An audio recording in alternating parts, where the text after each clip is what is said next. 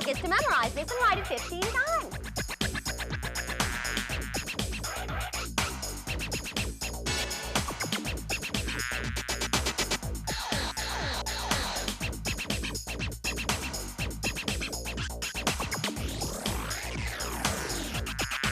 Welcome to the coolest, hippest half hour of fun on TV.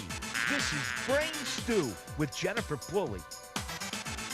This week on Brain Stew, we visit the Pamunkey Indian Reservation. We meet a distant relative of Pocahontas who tells us all about the Pamunkey tribe and their way of life, then and now. How did the Pamunkey Indians make arrowheads and tools for hunting? We'll find out. Also, we'll see where Chief Powhatan is believed to be buried and talk to a former Pamunkey Indian chief who is 98 years old. Don't touch your remote. Brain Stew is next. Hi, welcome to Brain Stew. You know, when the English reached the shores of the James River in 1607, they did not arrive on uninhabited land. In fact, the area along the James River had been home to Native Americans for centuries. Theoretically, these Native Americans migrated to this area from Asia during the last great ice age. To reach this continent from Asia, they crossed a massive land bridge, which existed 12,000 years ago, where today are the waters of the Bering Strait. Slowly, this group of people spread south and east throughout the North American continent. By 12,000 to 10,000 BC, several bands of these Paleolithic Indians reached Virginia. Through the centuries, members of these bands of Indians evolved into a complex chiefdom. Through the centuries, members of these bands of Indians evolved into a complex chiefdom or empire known today as the Powhatan Indians. Now, the Commonwealth of Virginia recognizes 7 Powhatan tribes today. There were really 32. Those 7 tribes include the Pamunkey, the Mattaponi, the Upper Mattaponi, the Chickahominy, the Eastern Chickahominy, the Rappahannock, and the Nansemond. Of those 7 tribes, 2 reservations were established by Governor William Berkeley way back in 1648. Those 2 reservations are still home to descendants of the Pamunkey and Mattaponi Indians. The Powhatan Indians of today have adapted to American culture, yet they still wish to preserve the history of their ancestors. I have a close friend. His name is Kevin. You're not going to believe it. He is a descendant of the Pamunkey Indian tribe. Yeah, he really is. So hang tight, because we're off to the Pamunkey Indian Reservation to meet Kevin and a couple other members of the Pamunkey tribe. Told you about Kevin, right? Here he is. How you doing, Kevin? Hey, Jen. Glad Brain Stew could make it out here today. Yeah, now we're on the Pamunkey Indian Reservation. Yes, you are. Okay, give me a kind of a little idea of where that is. It's about halfway between Williamsburg and Richmond, Virginia. Okay. So it's in King William County. Located on the Pamunkey River, I guess. On the Pamunkey River, yes. Okay, now, you are a member of the Pamunkey Indian tribe. Yes, I am. Okay, well, you know, you look like me, you know, you come dressed like I am, you know. Yeah, well, we've, over the history, we've started to look just like everyone else. Since about 1720, we've been dressing the same way that the English made us dress a certain way. Kind of acclimated to the... Exactly. We're completely acclimated to the white society. So we go to white churches, we eat white type of food, we dress white like how white people dress. Yeah. We live in white style homes. Okay, so, you know, not just like the stereotypical Indian that we would think of. No, not at all. Now, give me a little bit of history about the Pamunkey Indians. Well, Pamunkey were the largest tribe when the English arrived here in 1607. There were about 1,000 members to the tribe. Some of the famous people you might associate with Pamunkey could be the Powhatan, Cook. He was the leader. Huh? Say his name again? Cook. Okay, that was his name. Yes, yes. His title was Powhatan, so he was... he was like the chief? He was the chief. He was the president of about 32 tribes around this area, from about D.C. to down toward North Carolina. He was the main dude. Yes, he was the man. Now, he was the leader, the chief, okay? Yes. And he had this daughter that we all know about. Yeah, his daughter was Pocahontas. Okay, now, do we know if Pocahontas was a Pamunkey? Do we know? No, we don't know. The Powhatan had about anywhere from 75 to 100 wives. Yeah, so he had a lot of children as well. So we're not sure where her mother, what tribe her mother was from. How much land is there on the reservation? There's about 1,500 acres, maybe give or take a little bit more or less around. this area. Wow, okay. Now this land was given to you by, I guess it was your land to begin with, Yes. so I have to be careful in how I say that. I heard you say before this is called sovereign land. Yes. What do you mean by that? Well, basically, we have our own rules here. We're part of the United States, but we also have our own council. We have a chief and a council, and they make the rules as they apply here on the reservation. You have a chief? Yes, we have a chief. Not Powhatan, though. No, okay. not Powhatan. No. It's so cold. I'm tired of being outside. Aren't you? Yeah, I am. Let's go inside. Show me Okay. some things about this museum. Okay, I'd be happy to. Great. We think of 1607, Kevin, as being a long time ago, but I guess it really wasn't, was it? No, not really. I guess you're considered an Indian. Indians have been around forever.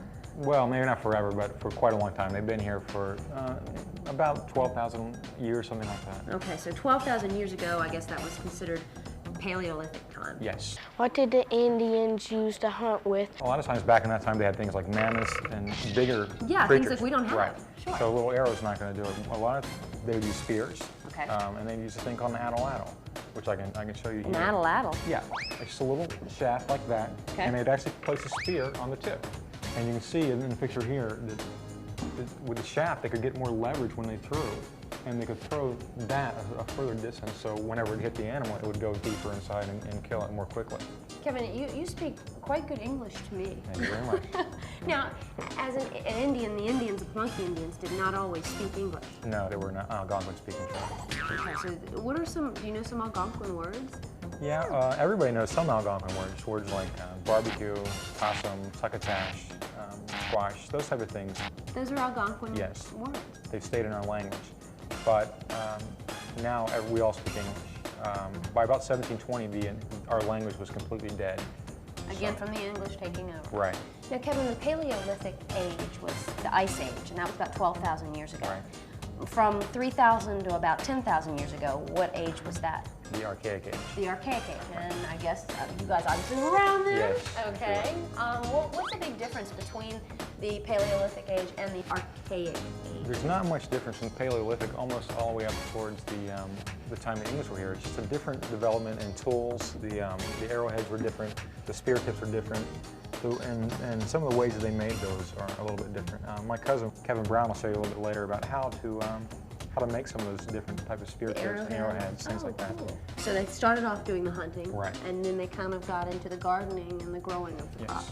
They lived right on the river, so they ate a lot of fish and a lot of oysters as well. That's great. I mean, we eat this today. I think that's so Right. neat, you Yeah. know, that they were eating it, you know, thousands of years ago. When did the English come into play on this timeline? Basically right in the late woodland age. Okay, so about 400 years ago. Right. Okay, and I see this is kind of considered a late woodland life here. Yes. These are things I recognize. You guys Right. should recognize these things too. What were they doing now? What were the Indians doing, the monkeys? Well, they were gardening again, 80% of their food. They were using arrows now for smaller game like deer, squirrels, rabbits, things like that. Bow and arrow? Bow and arrow. Oh, Yeah. okay. A little bit different though. We use a reed arrow instead of what you'd see like in the movies. And you see the shaft? Yeah?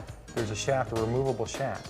So it takes about 18 hours to make one of these arrows. So what the Indians would do is stick the shaft into the arrow, and whenever they shoot the deer, the arrowhead would stay inside the deer, and the arrow would fall off. They'd pick up the arrow again, stick it back in. The string that they use comes from deer sinew, which is the deer ligaments. So what they would do is take the ligaments out and chew it, and when they chewed it, the saliva made the stick, almost like a glue substance. And it was also very pliable, and they could pull it like a string. And then, of course, corn, I guess, was their another big crop. Yeah. Squash. Pumpkins, a lot of gourds, a lot of beans. Did the Pamunkey Indians live in houses? They lived in a type of house called a yahakin, or a longhouse. So it was a very long structure that was oblong. They would just bend over trees and then place mats. Like a dome kind of formation Right. like that. And then they would weave mats together. What would they weave Reeds. with? Okay. Reeds and hemp as string. Tie those together and tie those on. Those are permanent structures. They would last 75 to 100 years, so they're not like what you would think of teepees and things like that. They were there for long periods of time. They kept the fire going the entire time in the house, so it's With a hole cut in the roof? Yes. We talked a little bit about making arrowheads, okay? And they're really cool because they're actually, I mean, really sharp. And how do they do that? How do they make them sharp like that? Well, the process is called flint knapping. If you want, I can take you to someone who can show you exactly how to do it. I mean, they still do flint knapping today? Sure. Yeah. Is this your cuz, right? Yeah, my Kevin. cousin. Well, that's easy to remember. Yeah, let's go. Let's go.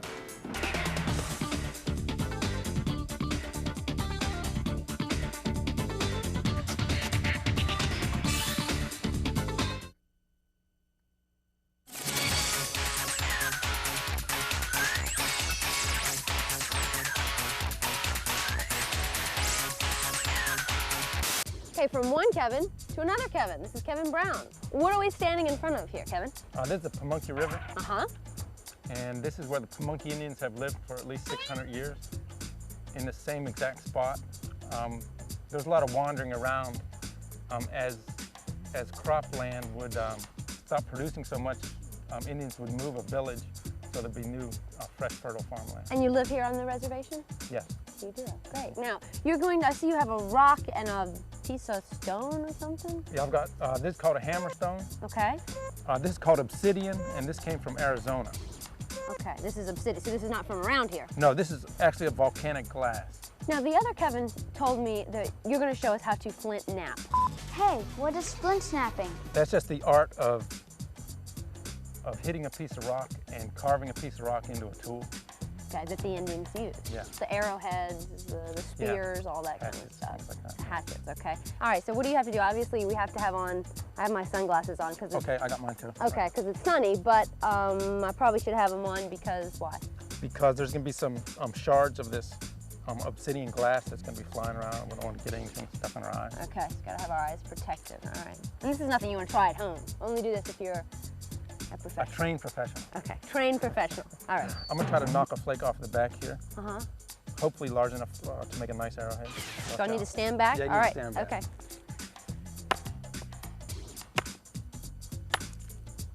There we go. Oh, wow. Look at that. So we got, So you got a bunch of different pieces. yeah, we got two pieces left. So which one are you going to use? I think I'll use this one. Okay, why? I got to knock a little, it's a little bit bigger and it's a little, It kind of already has kind of a little bit of a Yeah, it sharp does. edge right there. well, Indians just use this as a tool for cutting a deer hide or scraping a hide. It's sharp enough to do that. Oh yeah, it's razor sharp.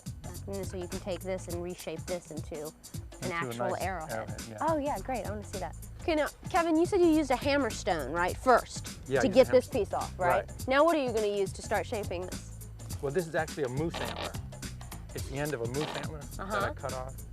And it's hard enough to knock a flake off, but it's not so hard that the stone will just shatter when I hit it. It will just kind of... Okay, there, I knocked some flakes off the bottom. And you said the Indians would stick those in a little pouch so they could use that you for could keep cutting? that as like razor blades almost. They're just as sharp as razor blades.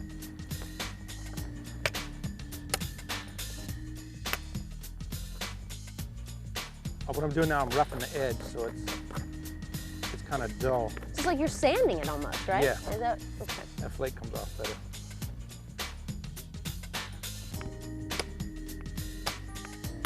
Oh.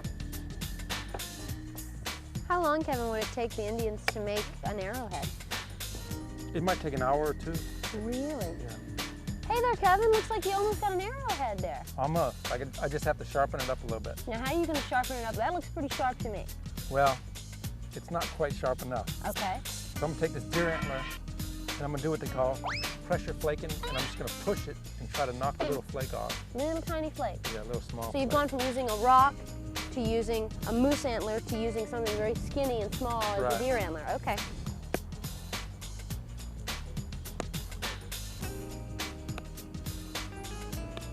All right, so Kevin, you got an arrowhead for us here?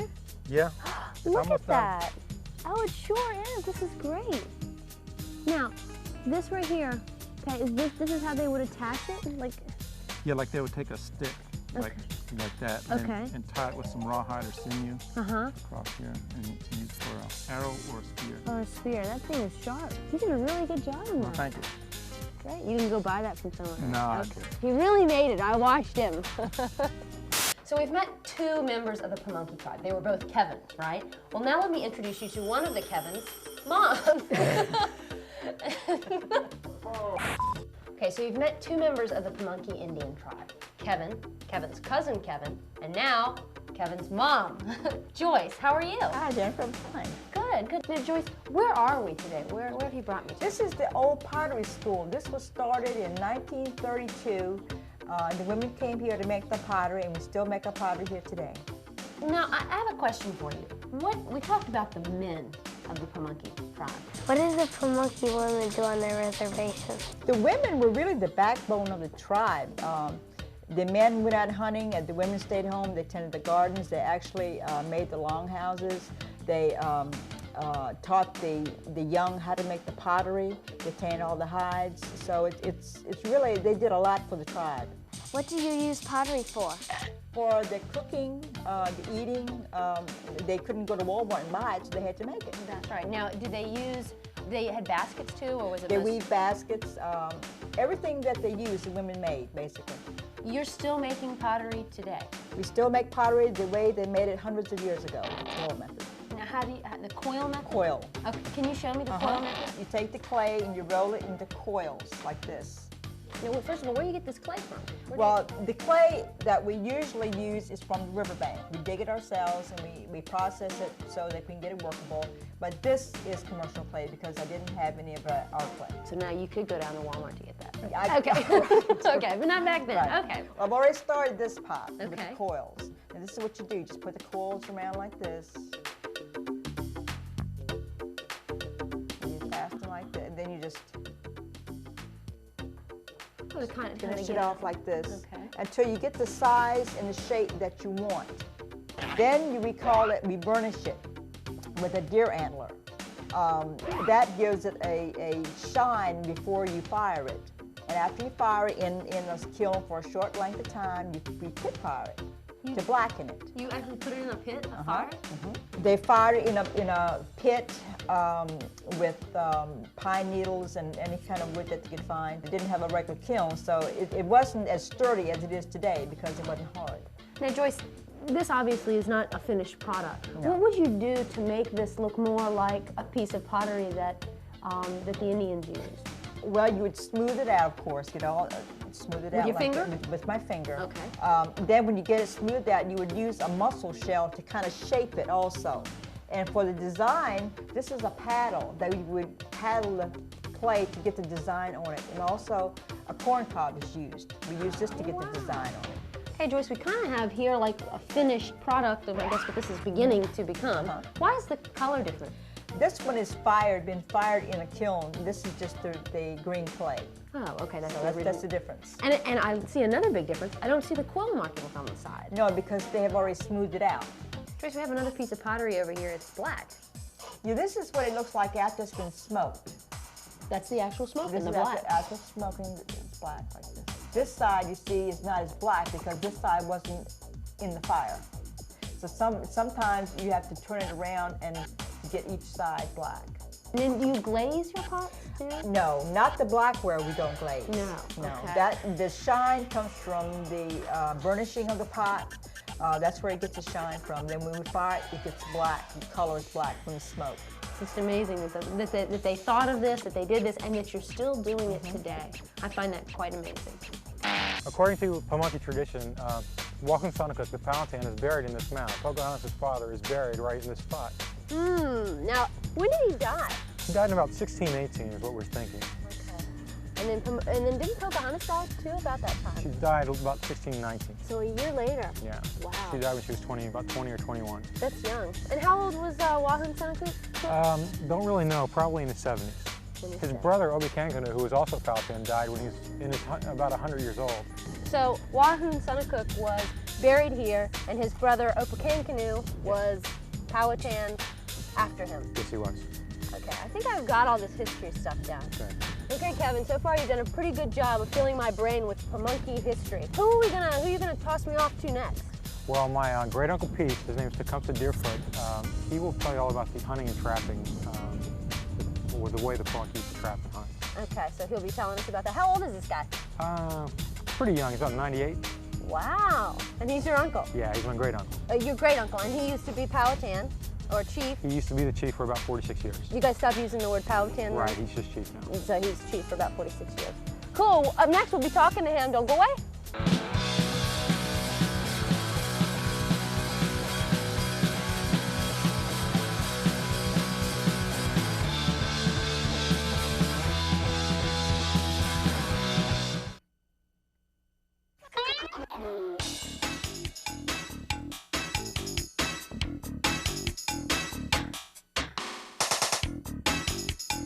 Hey, you guys, come here.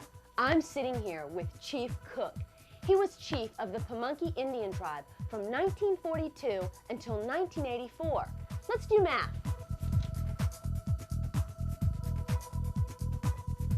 That's 42 years, if you do your math correctly. He just turned 98 years old, and his brain is stewing with so much history on the Pamunkey Indian tribe. How are you doing, Chief Cook? How am I doing? Yeah. Oh, for a man in my age, I think I'm doing wonderful. You look great. Thank you. You really do. Thank you. Are you related to Powhatan or Pocahontas? Sure, because Pocahontas is Powhatan's daughter. And you're related? Sure, How? Pamunkeys are related. All the Pamunkeys supposed to be related. I'm quite proud of it. You should be. He was a great man. He was. Yeah. He was the ruler of 32 tribes. He had 32 tribes under him. And the Pamunkey was the greatest of the 32 that he ruled. The best, right? I would say it's the Okay, best. that's right. You don't want to get in trouble. How did the Indians trap raccoons, or how did they get them? Didn't you see the trap out there? Yeah, I did. Well, that's a typical trap. How does that work? It's got triggers on it. You put a fish on a long stick like that with a hook on it so you can't pull it off. And the triggers are back there when the coon goes in and pull that fish, that trips the trigger. And the trap. And it's a big water-soaked log, and you make it heavy. And when they pull that And it trap them. that log comes down on top of them and mashes it down flat, and you smother. It squish him? I like to hunt them, but I don't care if that's me. I'd much rather have a black Angus. Yep, me too. Me too. And we eat muskrats, and in fact, we live on muskrats and raccoons during the wintertime. That's the best of the meat. And then, coming in the spring of the year, the groundhogs be coming out. I said, then you feast on groundhogs. How do they fish? How do you fish? Well, How I did never they- had fish any other way but the tailfish way. Which is And what? that was drift nets. We hang the nets. We know how to do that. We knit them and knit them. You knit the net? Yeah. You don't go buy it at the store? They Yeah, didn't. Now we buy them already knit.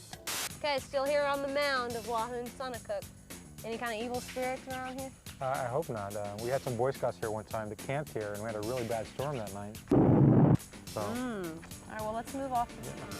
Anyway, I want to thank you so much, Kevin. I've really gained a newfound respect for the Pamunkey Indians and for Native Americans in general, you and your tribe, and I really appreciate it a lot. Well, I'm glad to have you. Thanks a lot. See ya. Hey, you want to get in touch with me? Pick up a pencil and write me at Jennifer Pulley in care of Brain Stew. P.O. Box 300, Norfolk, Virginia 23501-0300. Or you can check me out on the web at wtkr.com/brainstew/. I look forward to hearing from you. So, Kevin, you want to head over to the gift shop? Yeah, let's do that. Yeah, your mom makes a pretty cool pottery. Maybe I'll buy something for someone. All right, I'm off on another Brain Stew adventure. See you then. Here are 2 books. Are they books? What is that book? Kevin, to us, 1607 seems like a long time ago, but I guess in Indian. Sorry. The Paleolithic. Paleolithic. Guess what? Next, we're going to. Well, like she said. Thanks so much for that experience.